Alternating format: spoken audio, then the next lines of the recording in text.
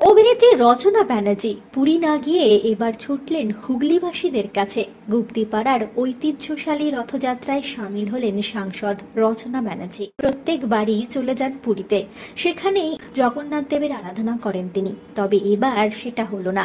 অভিনেত্রী চলে গেলেন তার কনস্টিটিউয়েন্সি হুগলিতে, আর সেখানেই তিনি সকলের সঙ্গে পালন করলেন এ বছরের রথযাত্রা।